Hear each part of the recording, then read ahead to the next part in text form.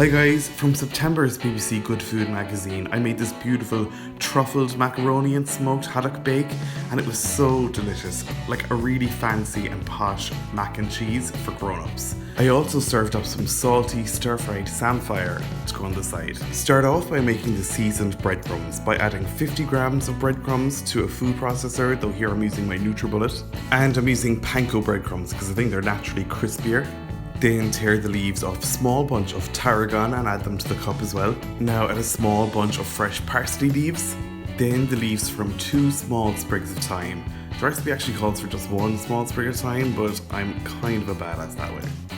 The recipe also calls for just 1 clove of garlic, but 1 clove of garlic is never enough for me, so here I'm adding 2. Then a nice knob of butter. Now for some real truffle oil. This is a bit fancy and a bit expensive, but you're just going to use a tiny bit here and it'll really give a beautiful flavour and perfume. Just a little drizzle to these breadcrumbs. Then I just screwed on the blade of my NutriBullet and sat it on the engine and let it blitz up for a few seconds just until it was all nice and incorporated. Then just set it aside until later. Next, bring a large pot of salted water to the boil and add 250 grams of macaroni and allow it to boil for just a minute less than the packet instructions.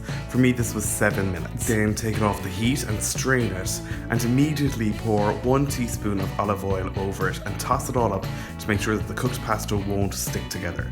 Then set that aside until later. Now you'll need 500 milliliters of milk to poach the haddock.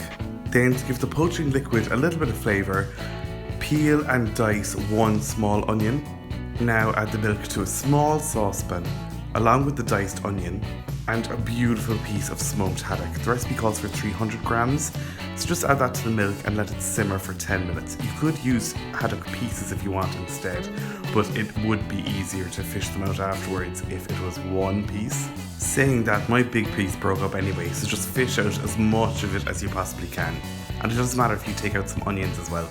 Once you think you've got it all, drain any milk back into the pot before you start to shred up your fish with 2 forks. This should be really easy because the fish is really tender and falling apart here.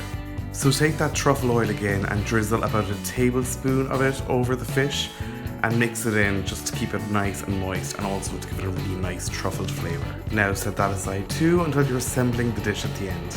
Now just before you make the sauce, grate about 100 grams of cheese. The recipe calls for Gruyere, but I used Gouda. I wish I could tell you that this was because I prefer the taste of Gouda or that I felt that its flavour profile would pair better with the rest of the dish, but in actuality, when I was at the market, I just got my G cheeses mixed up. This was still really lovely though, so I can safely say that Gouda is a perfectly adequate substitute for Gruyere. Once that's all coarsely grated, go ahead and make the sauce. Do this by adding about 50 grams of butter to a large saucepan over a high heat and stir it about with a whisk until it's almost melted.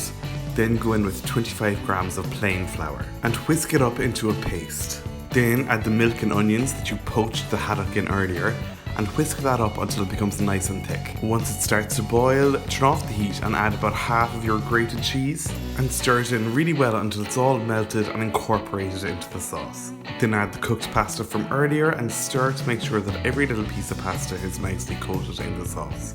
Now add in the flaked haddock and all that nice truffle oil and fold it in really gently, trying not to break up any of the fish pieces further. Now you just need to assemble the dish and bake it. I'm using a 23cm gratin dish, but you could use a rectangular one if you'd like as well, just make sure it's not too big. Now grease the inside of it with some butter by rubbing it in, or you could use olive oil if you prefer, but just make sure that the inside is all nicely but thinly slicked with butter. And it's best to use butter at room temperature here. Now pile in all that cooked pasta with the lovely sauce and the flaked haddock and level it out a bit if you like. Then sprinkle over the rest of your grated cheese. Gruyere or Gouda is just as good as well. Then scatter over most, but not all, of your herby breadcrumbs over the top of it. The great thing is you can bake this now, or you can just let it sit in the fridge covered in cling for a few days before you bake it and make it a few days in advance, which I love.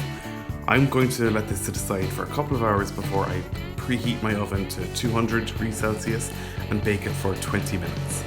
20 minutes later, I just opened up the oven and scattered over the remaining breadcrumbs and then closed it up again and let it cook for another 5 minutes. 5 minutes later, take it out and drizzle over just another tiny little bit of that truffle oil. Serve it up and dig in. This really was so delicious and a much fancier take on the regular mac and cheese. Thanks a million for watching, guys. I hope you really liked this video. If you did, be sure to hit the like and subscribe buttons below. You can check me out on social media if you like. You'll find all the links to my accounts in the description, as well as the link to my blog where you'll find this full recipe at www.rookiecook.org.